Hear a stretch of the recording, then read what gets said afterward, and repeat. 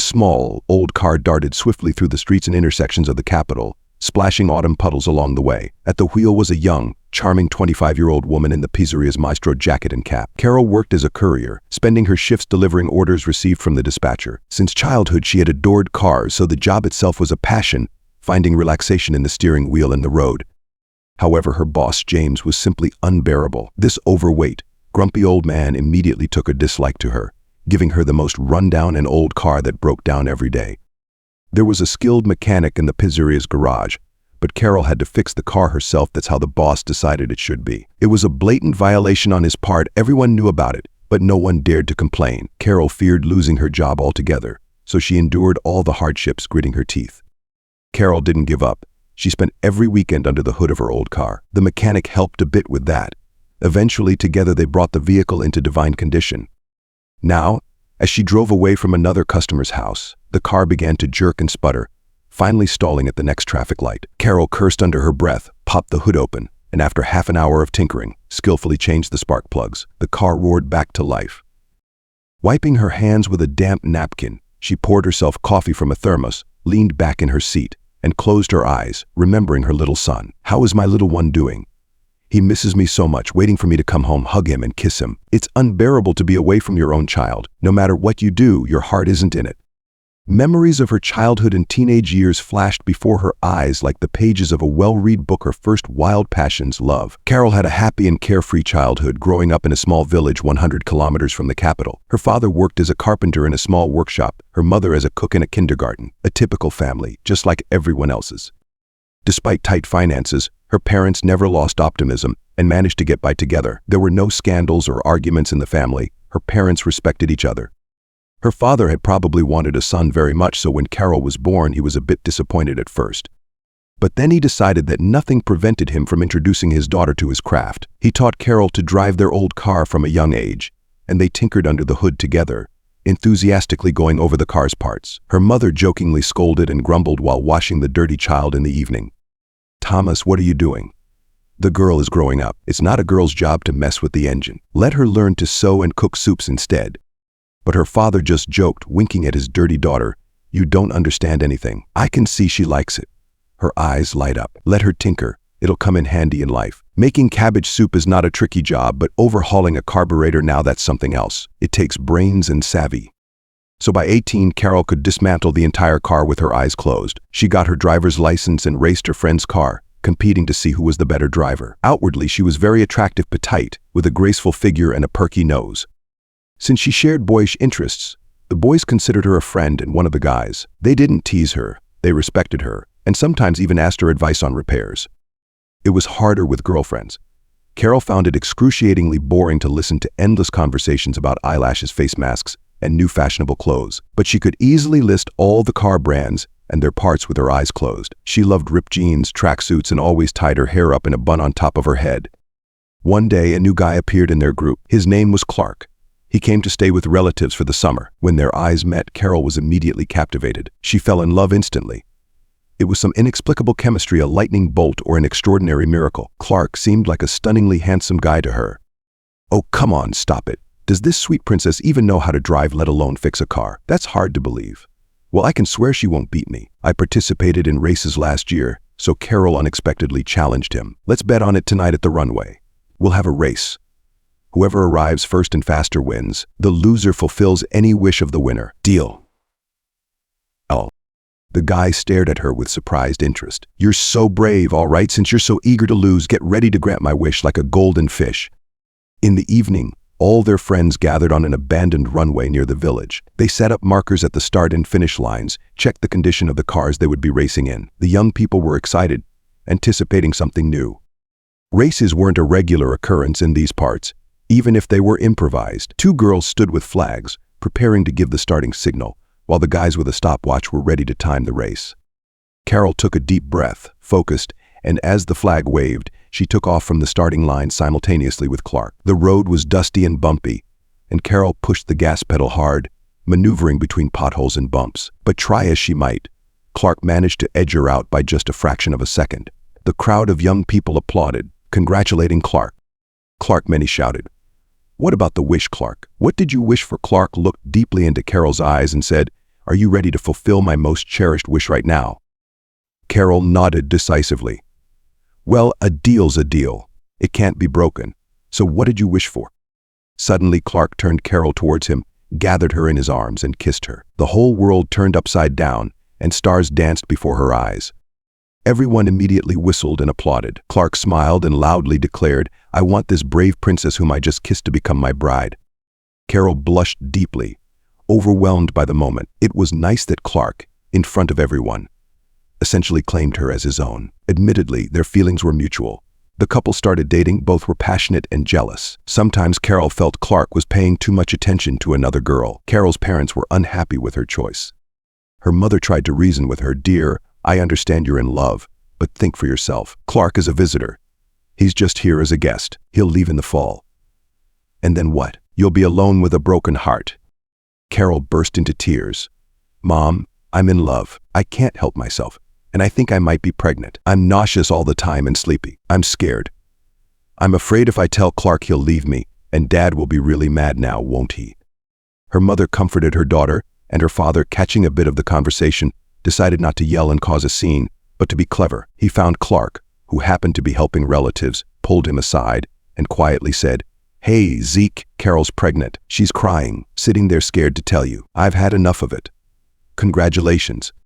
Clark's face changed and he paled. "Oh, I don't know how this happened." Her father clenched his fists. "But I know if you try to quietly leave and dump my daughter, you'll be sorry. I'll find you and bury you, understand? She's only 18. In a month, it's too late to run around now. We'll have a wedding. Invite your parents to our house. We'll discuss everything like adults, okay? Do you understand me?" Clark nodded. But it was clear he wasn't through with the news. He hadn't planned on becoming a father and husband at 20, when there was so much life ahead of him. Carol was an interesting, attractive girl, but he could already imagine her gaining weight, losing her looks, the child screaming, and interfering with his sleep. And he'd have to go to a job he hated, not a great prospect. That evening, Carol, sniffling, admitted to her fiancé that she was pregnant. He just grumbled irritably, "Yes, I know. Your old man came over and told me." "Good news," he said. "We'll get married." The girl looked him in the eye. "Don't you want to? It's your child, too." "Yes, it's early to agree, but I'm not the only one to blame for this. You watch me, don't you?" Clark, trying to disguise his irritation, replied, "I love you, okay? We've got ourselves into this mess. Of course, I've already called my parents. They'll come tomorrow. I imagine my mother will give me an earful." Of course, Clark's parents were against marrying their son so young, but the threat of scandal outweighed everything, and they reluctantly agreed. A month later, the couple got married quietly. Having a wedding, the groom sat gloomily, and the bride felt nauseous all evening. The newlyweds moved to live with Clark in a neighboring town. His parents had a 3-room apartment. From the very beginning, Clark's mother did not take a liking to the pregnant bride-to-be, and made it clear she was not happy about the union.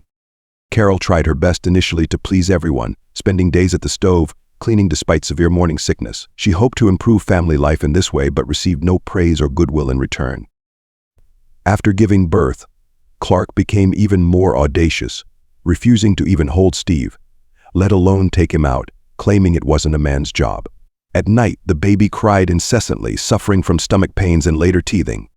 Carol went sleepless for days, became emaciated, resembling a zombie, yet received only criticism instead of help. Her husband impatiently expressed his frustrations. "What kind of mother are you? Why is he screaming? Can't you just make him stop? This is unbearable." Then the angry mother-in-law would appear in their room. "It's 3:00 in the morning. Have you no conscience? Can't you calm the child down?" Carol sometimes couldn't hold back and retorted, "He's not just my child, but your son's too. He could get up and help too. I'm about to collapse from sleep deprivation." Her own blood boiled. And what did you expect? Nothing. No one helped us in our time. We did it all ourselves. Matusa hardly sleeps as it is. He has his final exams coming up. Such clashes were almost daily. The young couple's former passion and sharpness of feelings had long faded. Instead, aggression and irritation built up. Carol's parents often visited their daughter with their grandson, bringing groceries, some money, helping however they could. The young mother comforted herself. "It's tough at first. Steve will grow up, sleep better, and there will be less to worry about. Clark and I will sort everything out." But her son grew older. Carol continued spinning like a squirrel in a wheel, and Clark showed no signs of change. On the contrary, he started going out more, coming home at 3:00 in the morning drunk. sometimes with lipstick on his cheek from Ellie, and sometimes not coming home to sleep at all. The poor wife cried, broke phones, searched for her husband and his closest friends, begged him to come home, and his mother poured fuel on the fire. Just look at yourself in the mirror, neglected, worn out eyes, empty. No wonder your son runs away from you and won't come home. It's all your fault. Carol couldn't take it anymore. Maybe you should lecture your son instead. He still behaves like a teenager, not a husband and father. Stop blaming me. I'm so tired, I can't take it anymore. It was as if the mother-in-law had been waiting for just this. She immediately retorted, well then, nobody's holding you here. Look at her, she's rude, living off us. We clothe and feed her, and she's still not satisfied. You should be grateful we took you into our family. If it weren't for you and your belly, maybe our son's life would have turned out differently. There were girls interested in him. He went to visit his aunt on his own. This was the last straw that broke Carol's patience. She had a breakdown and hysterically started packing her and her son's things into a suitcase. Waiting for her husband was pointless. Carol knew he would come home by morning, so she left him a note. We're getting divorced. I can't take it anymore. You and our son don't need us. As she stood at the door, her mother-in-law hissed after her. Where are you off to? To mommy's to complain? No, forever. We're divorcing your son. I can't do this anymore. Her own blood practically screamed, fine, go ahead and leave. And no, don't bother coming back. We the Manons will find a new, normal bride. You're not worthy. Carol cried all the way and didn't know how to tell her parents about her decision and that she and Steve were coming to them for good. She feared her father's reaction as he believed in traditional values that once married, it should be for life, no other way. But even in her worst nightmares, Carol couldn't have imagined that this help could last her whole life. No, enough was enough. She'd suffered too much. The train arrived late at night. By the time they got home, it was midnight. Exhausted from the long journey, Carol held a suitcase in one hand and her sleepy son in the other. With her last strength, she knocked on the window of her house. Bonnie, the neighborhood dog, sensing her, immediately began whining joyfully in the yard. An anxious father came out onto the porch and shouted sternly, "Who's out there at this hour? Picka, if that's you, I'm not giving you money for booze."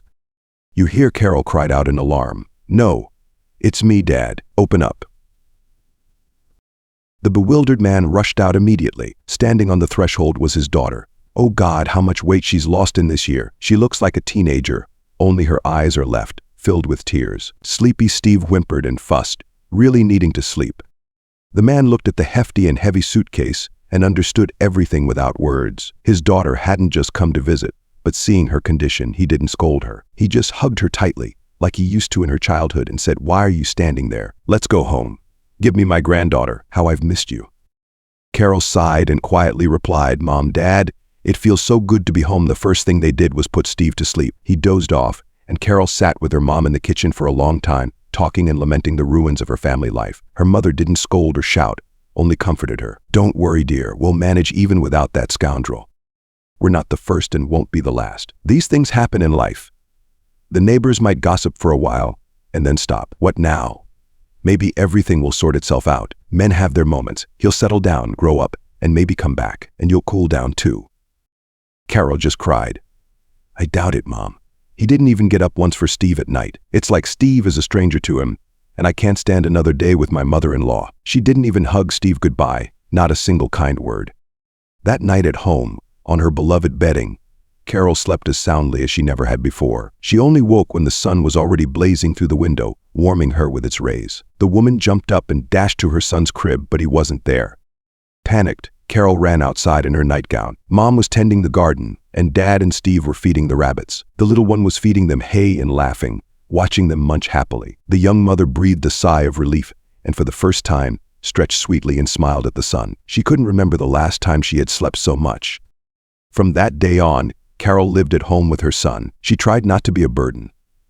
Although work was scarce in the village, she actively helped her mother in the garden and kitchen. She could see how hard it was for her parents to support them all on their pensions. She divorced Clark. Carol went to court, and now the poor man paid her child support, but it was meager as he had no steady income. Clark had no desire to see his son at all. He never visited him. Apparently, an early marriage had become a burden for the guy. A year later, Carol went to the capital to earn money for upgrades for her son and toys. She got a job as a courier at MRO Pizzeria. She rented cheap accommodation, worked hard, saved on everything, but went to see her son a couple of times a month and brought him money. She missed him terribly. The little one missed his mom too. She practically had to tear him away from her When it was time for her to leave again, the woman dreamed that when the boy grew up, she would take him with her. But with such a hectic and unpredictable schedule, it was simply impossible at the moment. One evening, the dispatcher gave her an urgent order to the other end of the district. She was almost there when suddenly a young man jumped out from an alley right onto the hood of her car. He stretched out bloody hands and begged her to stop. Carol mechanically hit the brakes, lowered the window, and screamed in shock. "Are you crazy? What if I had run you over?" "What happened?" The stranger stammered, "A girl is chasing me. I need to get to the hospital. I think I cut a vein. The blood is gushing."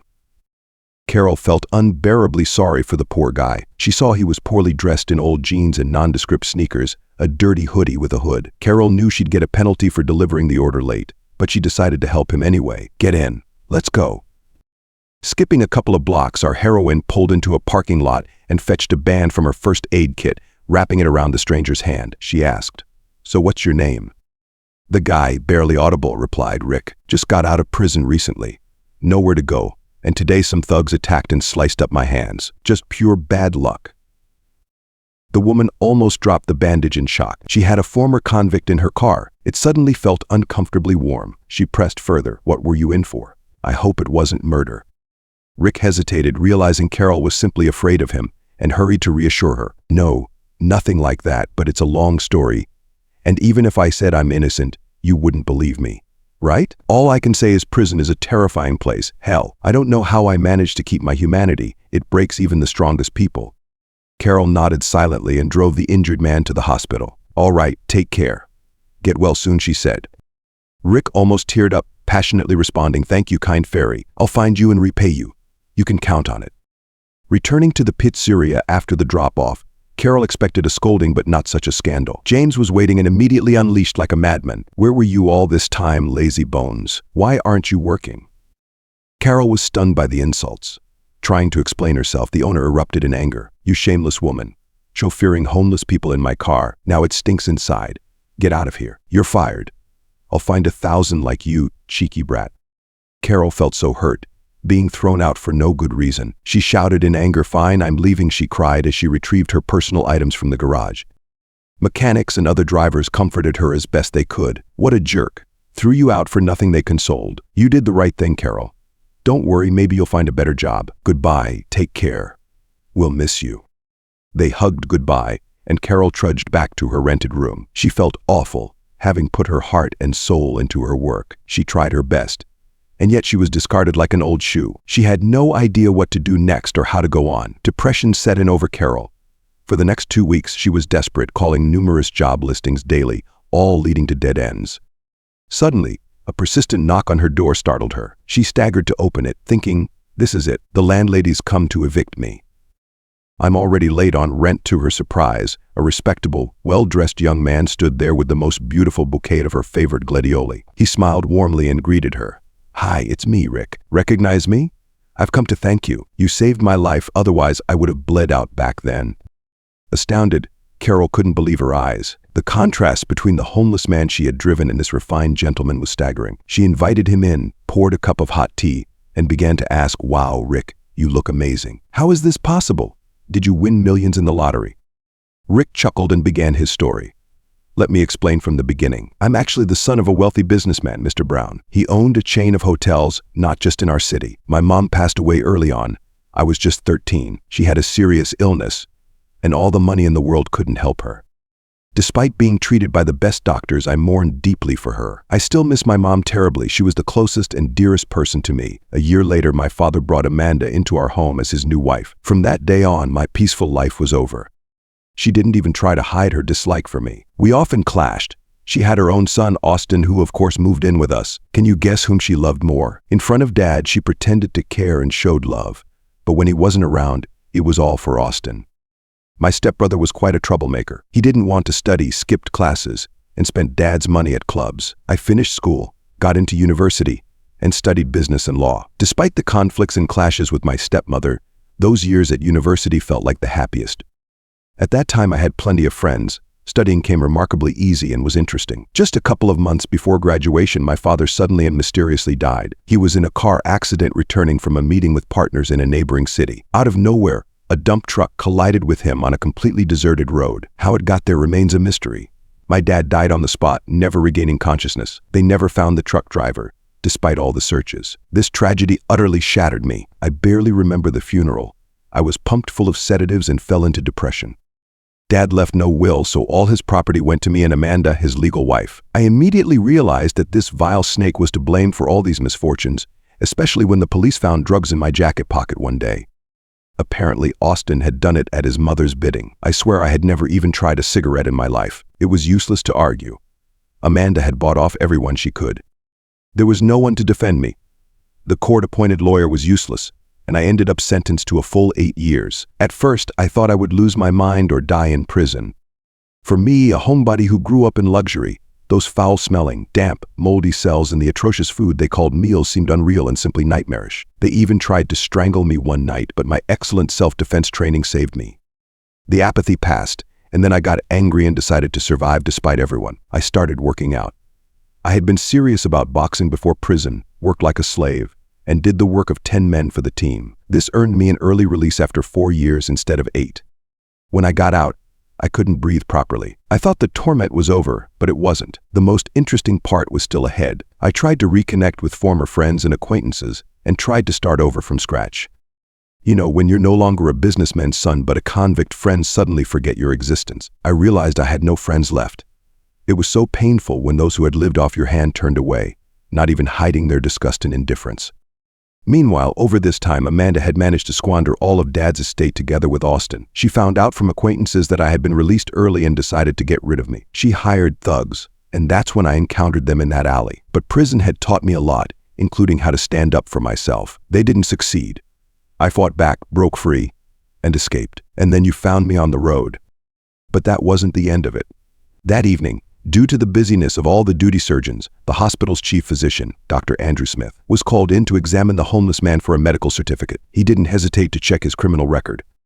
I'm grateful to him. When he saw me, he almost fainted from surprise. He snatched off his wig, revealing the bald patch on his head. "You're alive, my God. Where have you been, son? I haven't seen you anywhere since your father's funeral. I often think of him.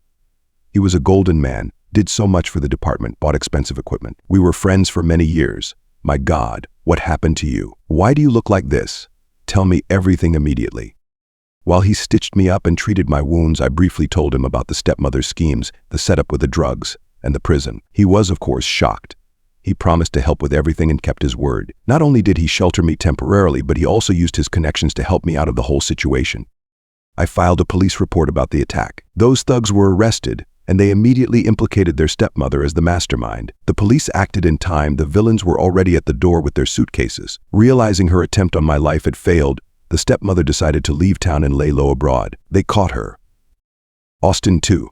Now they're under investigation. Let them experience what it's like to tan at the prison resort. During questioning, her son immediately gave up his mother and told the police not only about the attack on me but also about her husband's murder. The investigator promised to review my case. If I'm lucky, they might even clear my name. But most importantly, it turns out my father left a card in a bank vault. It holds most of his income. Only I can access it. He anticipated that competitors might provoke him or attempt on his life and decided to secure my future. His best friend Andrew was the only one who knew about this card. He didn't even know I was in jail as everything happened so quickly. Thanks to the stepmother's efforts, she told him I had gone up north to earn money and disappeared. He never expected to see me alive again. He cried and asked for my forgiveness for letting me struggle all those years without helping. But he truly didn't know anything. Andrew and I went to the bank and activated the card. My father left it for me. Now I'm no longer destitute or wandering. I'm a prosperous citizen. That's how it goes. Miracles do happen in life. I'm grateful to my father for looking out for me, thankful to the surgeon who lent a hand in my darkest hour, and to you, of course, my savior, for not letting a stranger die. Carol was shocked. She just shook her head in disbelief at everything, then asked, "Wow, this is hard to believe. It's like a TV series. So what are you planning to do now? You have such opportunities to change your life." The guy smiled. "I'll start by helping you. It's a matter of honor for me. I was at your workplace, and the guys in the garage told me that the bastard owner fired you because of me. But we'll fix that. I'll simply buy out that pizza chain and run it my way, and I'll appoint you as the manager. How does that sound?" Carol choked on her tea. "Are you serious? You're not joking." "Of course. Count me in. There's so much I don't like there. James is too greedy. He didn't want to invest in growth, adopt new technologies, or improve service quality. It's just wrong. Personally, I'd change a lot, especially the fleet of vehicles. They're all wrecks. Driving them is impossible. Thank you for such an offer. It's just a bit scary though. I've never been a manager. What if I can't handle it? Then I'll let you down. Rick reassured her. Everything will be fine. I'm also a beginner. I've just graduated, so we'll start from scratch together. I'll hire you a competent assistant. I know she'll help you, and you can learn on the job. You know, Carol, I feel comfortable with you from the first moment. I don't even know why. I think we'll get along, so I'll be glad if you accept my offer. Carol was delighted. I'll gladly accept it. I'm on the verge of despair. I'm a week behind on rent, haven't sent anything to my son or parents, and of course I can't find a decent job. I've cried my eyes out. Rick was astonished. You have a son? Wow. And you look so young. What's his name? How old is he? And why isn't he with you? And where's your husband? Surprised, Rick bombarded her with questions. Carol answered honestly. I divorced my husband 2 years ago. We got married too early because I was pregnant, and he didn't really want a child. When Steve was born, he didn't even hold him or participate in raising him. Everything fell on me. My mother-in-law nagged day and night. My husband partied, and I juggled between laundry, cleaning, cooking, and the child. I barely slept 2 hours a night. Eventually, I couldn't take it anymore. I gave up on everything, and we split up. But even after the divorce, my ex doesn't help with our son. He pays a pittance. There's no point in living with my parents and my son in a village. You know, there's absolutely no work there, so I had to leave my son with my parents and come to the capital. I can't keep living off them forever. I miss Steve terribly and dream of being able to bring him here soon. But as you can see, the room is small, uncomfortable, and I just got fired from my job. Rick listened attentively and thoughtfully, not interrupting. Then he quietly spoke. I understand you. It's not right for a child to grow up away from his mother. My own mother passed away early, so I know how awful and lonely it feels without her. No one can replace her in the world. Here, take this money. Don't refuse, or I'll be really hurt. Go home for now, visit your family, see your son. I'll sort everything out here and come after you. It's the least I can do for you now. After all, you didn't hesitate a minute when you put that wounded ex-con in your car and drove to save his life. Let me sincerely thank you for that. Carol was in shock. She babbled. Thank you, Rick. Don't worry. I'll pay back every penny. I'll start packing now. What a blessing. Tomorrow I'll see my son and my mom. Here's my address in the village and my phone number. We'll be waiting for you. They warmly said goodbye. Carol bought her son new clothes, toys, and sweets and didn't forget about her parents. She bought her mom a new down blanket because the old one was worn out, and her dad rubber boots, essential for their roads. She left after settling with her apartment landlord. Little Steve saw his mom from afar and dashed down the street toward her with a joyful shout. He leaped into her arms as she approached, hugging her so tight it almost hurt. He kissed her repeatedly and kept saying, "Hooray, Mommy's here. I missed you so much. Don't leave again, please. I want to be with you, okay?" Carol was also crying, holding her most precious, messy treasure close and promising, "Okay, my little bunny, I'll take you with me. I missed you so much too. I love you so much. You're the most precious thing I have. We'll never be apart again, I promise." Her mom ran out at the noise and also began hugging her daughter. "Carol's here. We're so happy, especially Steve. He's been such a handful, crying and throwing tantrums, just wanting his mom. Come inside. Dad, drop your motor hoe and come here." What joy. Carol's here. The woman felt so warm and happy in her soul, knowing how eagerly she was awaited and loved at home. Then they all had lunch together, admired the gifts, and tried on the new things. While Carol excitedly told her mom about her new acquaintance, Rick, her mom just shook her head in astonishment. Everyone was amazed. She waved her hands and said, "Well, I never. It's like a movie. It's hard to believe. You never know what's waiting for you around the corner." My dad got worried about the joke. "Well, you give it, Carol. You know he's been gone for a while, and you still believe his fairy tales and want to take Steve with you. You yourself said he's a former jailbird. Who knows what's on his mind? You women are too trusting. Let him come, we'll see what kind of guy he really is." They all like to tell stories and promise mountains of gold, but when it comes to action, they're eager to slip away. There was some truth in Dad's words. Carol herself couldn't fully believe that all this wasn't a dream, and was very afraid of betrayal or deceit again. What if he lied and didn't come back? But she had already promised her son. She felt sad in her soul. Her mood instantly disappeared, but she didn't show it to avoid upsetting her son and parents. She answered cheerfully, "We'll see how it goes," but for some reason I believed him. He has such eyes, you know. I can't even describe them, honest maybe. I feel he's not lying, but not everyone can be scoundrels. And caring for her son and helping her family. A week flew by like a day. There was no news from Rick. Carol began to worry and decided that Dad was right, and the rescued ex-con turned out to be just a talker.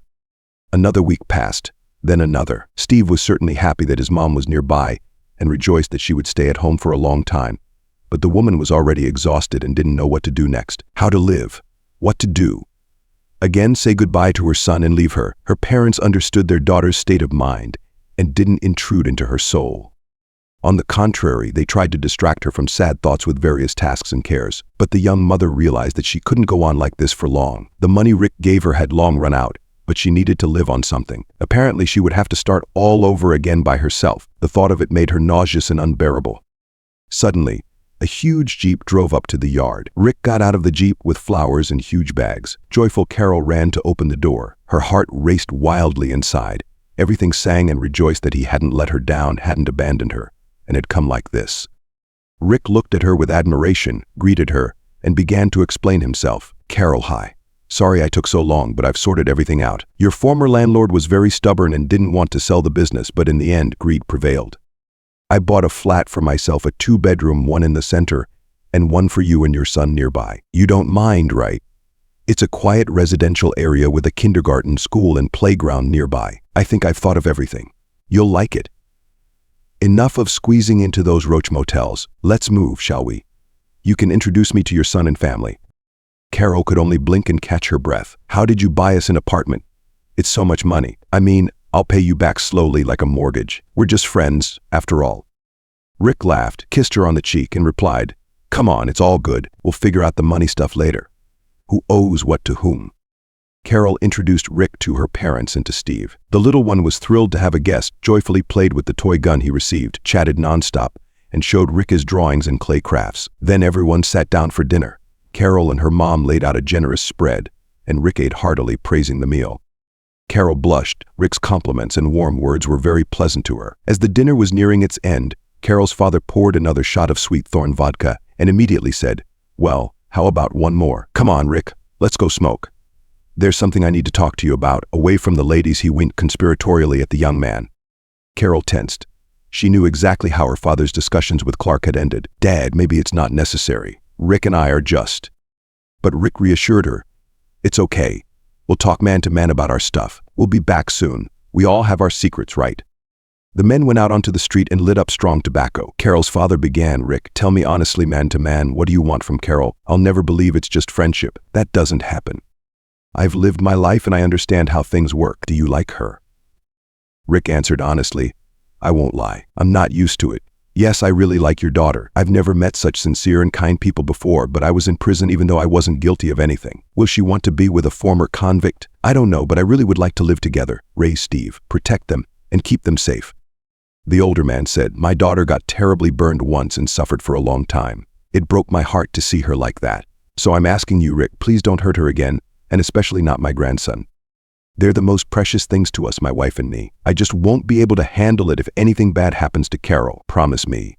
And don't hurt my grandson. He's a good boy, kind-hearted. So if you're not sure you can love him like your own, it's better not to get involved. Rick sincerely replied, I promise I won't hurt Carol or Steve, and I'll do everything to make them happy. I promise I won't let you down. Carol put her son to bed. Her parents also went to bed, but the young couple couldn't sleep. They sat together on a bench in the gazebo and couldn't stop talking. They both felt good and light, as if they had known each other for half their lives.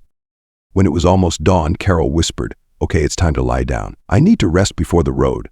My little troublemaker will wake up soon, and Mom hasn't even gone to bed yet. I've set you up in the guest room. Good night. N. Rick timidly took her hand and kissed it gently. Carol, I really liked you. I won't pressure you. I just want you to know that, regardless of whether we're together or not, I'll protect you and Steve and won't let anyone harm you. Everything that was happening seemed like a fairy tale to Carol, like Cinderella and the handsome prince, and she was afraid that at the stroke of midnight everything would vanish and the carriage would turn back into a pumpkin. But from that day on, the woman's life began to change, as if in a fairy tale. First of all, Rick gave her the keys to the apartment. They started settling in with her son. The man helped settle the little one in daycare, which was quite a challenge for her in the capital. They began working together. The job was in full swing. Carol expertly chose new small maneuverable cars for pizza delivery while Rick conducted auditions among chefs, selecting the best candidates. A month was spent on meticulous work and preparation. They changed the style, the design, and finally they opened. Rick's business and management degree was not in vain. He had planned everything meticulously. The business took off, buzzing with activity. Their shared venture and caring for Steve brought them closer. They couldn't imagine a minute without each other. Their relationship was peculiar, a mix of strong friendship, trust, and a smoldering spark they hadn't let ignite yet. Their apartments were close to each other, and they constantly moved back and forth, no longer feeling the difference between home and visiting. Rick quickly bonded with the little one, and they became friends. They enjoyed playing together, molding clay, and playing ball in the park. One weekend, Carol took her son to visit his grandmother. They missed each other terribly, and she returned home very late. Even from a distance, she noticed that Rick's apartment was still lit up. She didn't want to go home without her son. It immediately felt empty and sad. She decided to drop by Rick's for a cup of tea and to discuss plans for Monday. They were supposed to go shopping together. Carol nudged the door. It wasn't locked. She entered quietly. She thought she heard sobbing coming from the bedroom. She hurried there and saw a sad scene. Rick was sitting on the floor with a family album on his knees, holding a glass of brandy. He was caressing photos of his mom and dad, quietly sobbing like a child. Carol felt awkward and asked softly, "I'm sorry, maybe this isn't a good time. Do you want to be alone? I'll leave right away."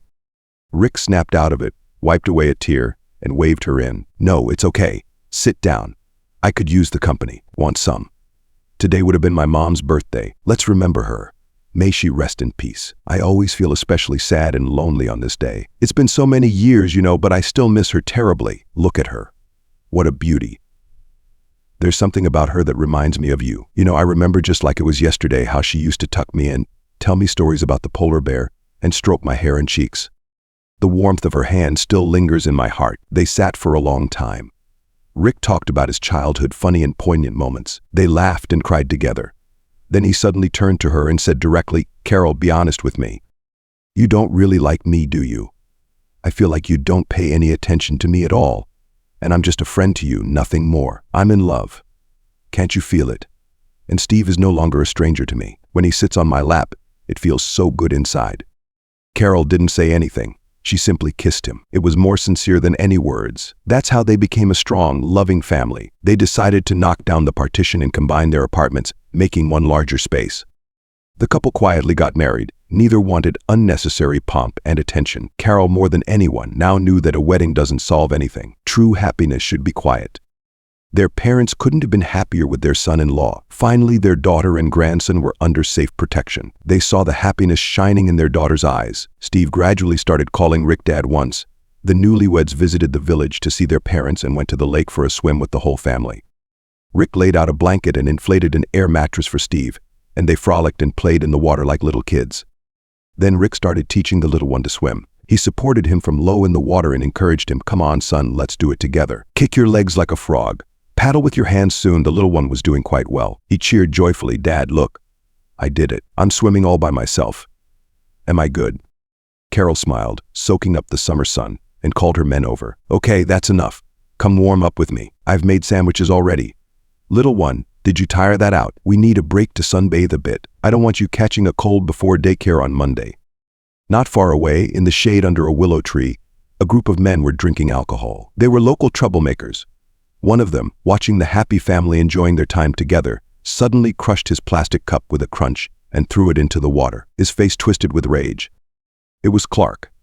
Of course, he recognized Carol. She hadn't changed a bit over the years, and that well-fed, rosy-cheeked boy who called another man dad was actually his own flesh and blood son. How could this be? It was unfair.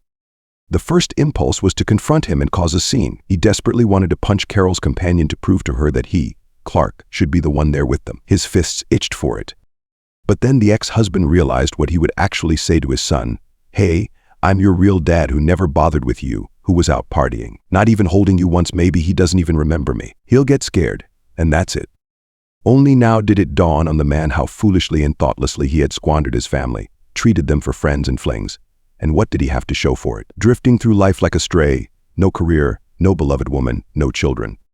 It was unbearable to watch that lucky guy rub sunscreen on the back of his once beloved wife, tenderly wrap towels around her, and feed little Steve, holding him close. And Carol, she looked content, happy, positively radiant. Clark abruptly stood up and muttered, "All right, guys, I've got to head home." Train soon, they were puzzled. "What? Already? We haven't even finished half the drinks. Where are you going? Weren't you supposed to come with us tomorrow?" He just waved them off and headed towards Auntie's house. Rick was completely rehabilitated, and his conviction was overturned. He ordered and installed a sturdy monument on his father's grave with the inscription, "Thank you, Dad, and forever grateful." Now he often visited the graves with his family, checking in, caring, sharing everything there. It eased Rick's heart as if his parents could hear him from above, rejoicing in their son. Carol never regretted blindly believing in that simple worker once, in helping him, eventually finding the best and most loving husband and responsible father. Rick still cherished Carol more than anything. She was the meaning of his life. The spouses began to think about whether to give Steve a little brother or sister. Hopefully, everything will work out for them because they truly deserve it. Our lives consist of sorrow and joy, and they are sometimes unpredictable. But the main thing in it is to always remain human and never lose hope.